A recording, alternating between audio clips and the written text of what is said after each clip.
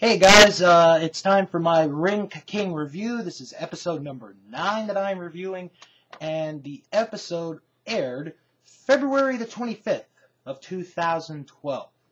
So we start off with a quick recap of what's been going on with the group of Brutus Magnus, Sanjay Dutt, and Scott Steiner, how they have failed to capture the gold in Ring King. Now in the last episode, if you remember my review, Scott Steiner said, "I understand, it is coming." So we're outside of the arena where Ram is awaiting somebody, and here comes the ambulance. And the driver gets out of the car, speaks to Ram in his language, and basically saying, I want out of here. I don't want to be here. I don't want to be here. And we take a camera view, and you can see that it is the monster Abyss in the back of the ambulance. So after we get the Ring King intro, we're back outside with Sanjay Dutt, Brutus Magnus, and Scott Steiner. And Dutt talks in his language, and Magnus tells Ram, you're just going to have to wait and see what it is. Meanwhile, Steiner is trying to control the monster Abyss. So we go to our first match, and it is American Adonis. Yes, American Adonis finally has a wrestling match on Ring King. He's going up against Roscoe Jackson, and this was a somewhat okay match. I mean, really sort of an average match. The end comes when American Adonis' manager, Shera, distracts Roscoe Jackson. Jackson hits him, but Adonis comes up from behind with the Adonis lock and gets the win. So we cut to the back in the arena where Ram is still with Sanjay Dutt, Brutus Magnus, and Scott Steiner, and he wants to know more about it. And Magnus kicks him out of the building, or kicks him out of the room, saying, "You're asking too many questions, get the hell out of here." And then we see Scott Steiner holding the key, and he's saying, "When the time comes for the 6-man tag, that is when we will unlock it." So now we have our next match, and this is actually this is funny. Alyssa Flash against Raisha. And at first it took me a little while to figure this out, because Raisha didn't have her long hair in the back. But Alyssa does. And then I remembered Alyssa is Raisha Saeed. And the person that was Raisha was Nunzio, Broadway. And this was just weird to watch, remembering that Raisha in this particular incident, or particular situation, is a man in this match. And they don't even show the ending because, of the culture in India, which I totally understand and totally respect. But it's just a weird match just thinking about it. But Raisha / Nunzio / Broadway, whatever, gets the win. After the match, Raisha continues to attack Alyssa Flash. Meanwhile, the Bollywood boys come out from the locker room, and they go after the Sheiks. And then Mickie James comes out, and she goes after Raisha to save Alyssa Flash. And the Sheiks and Raisha are standing on the outside. Meanwhile, the Bollywood boys and Mickie James are in the ring, and Mickie James is checking on Alyssa Flash. So we go to the back, and Ram just doesn't learn. He is in the part of the back where Abyss is being held. And who should be standing right outside the door but India's favorite little guy, Zoravar, and his giant, the emo-looking butler from the Addams Family, Chotu. And then all of a sudden, here comes Dr. Nick Dinsmore talking to Zoravar, telling him, "How about if I give you a pill that makes you have the strength of 10 men?" So, and Zoravar's like,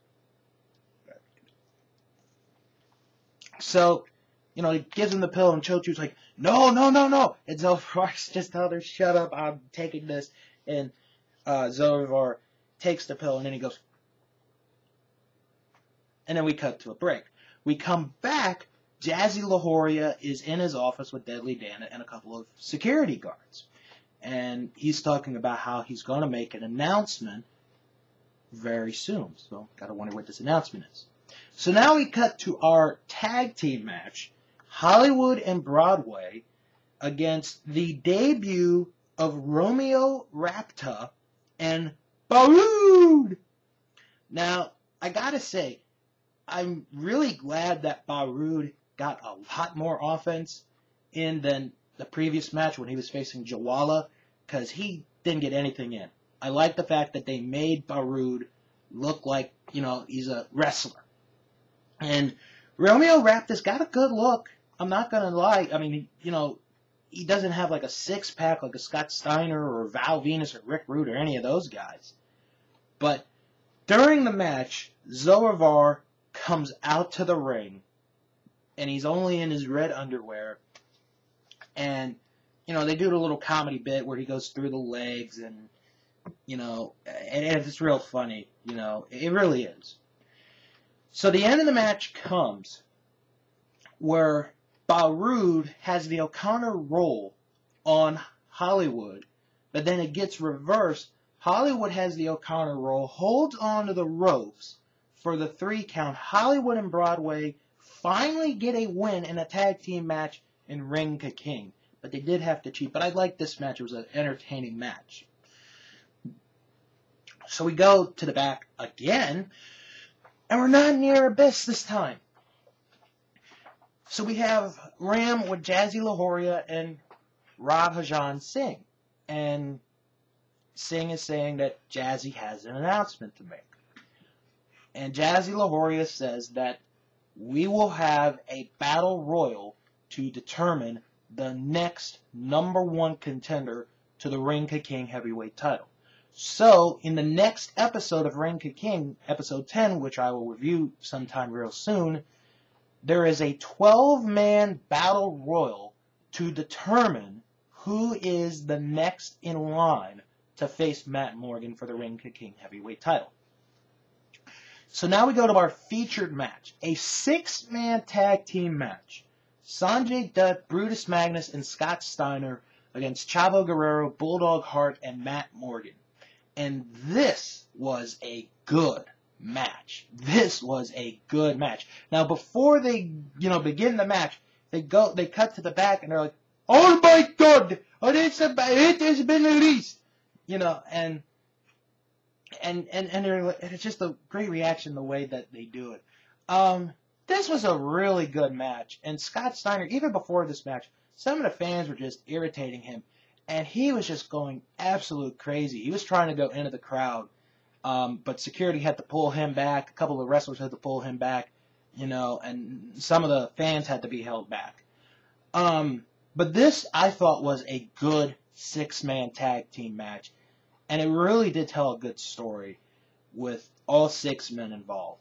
The end of the match comes where Bulldog Hart and Brutus Magnus are in the ring. Bulldog has a waist lock on Magnus. Magnus holds on to the referee. Magnus kicks Bulldog Hart low, and then he hits him with the Michinoku driver, Falcon Arrow combination move. 1, 2, 3, Dutt, Magnus, and Steiner win. After the match, Matt Morgan comes back into the ring, knocks down Dutt, knocks down Steiner.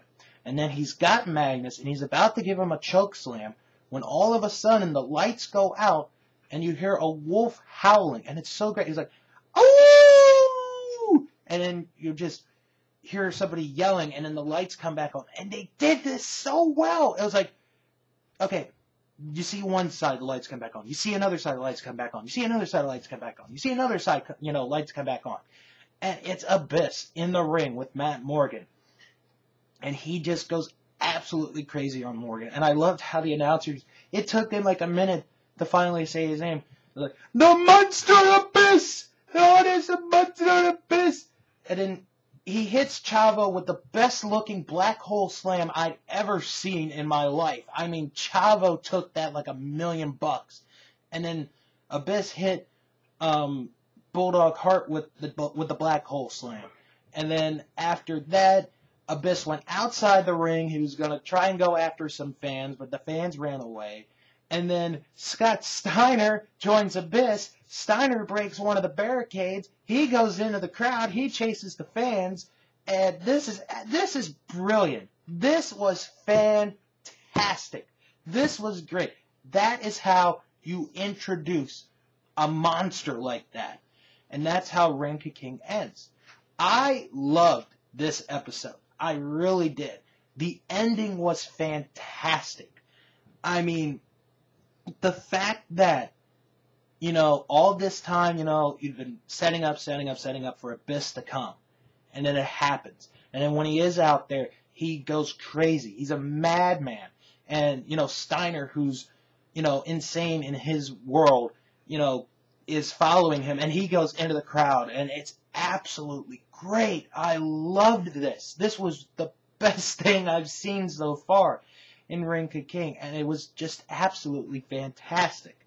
So overall, this episode is a very good episode, despite the fact that it felt a little weird to see a man dressed as a woman face a woman. An average beginning match, but the rest of it was good. It was very, very good.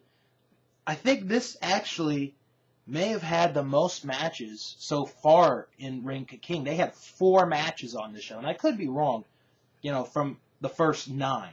But this was very, very good, and I almost dropped my notepad. So in the next review of Reign of King, which will be episode 10, which means I'll finally have made it into the double digits, is the Battle Royal, the 12-man Battle Royal, to determine the next #1 contender to the Reign of King heavyweight title.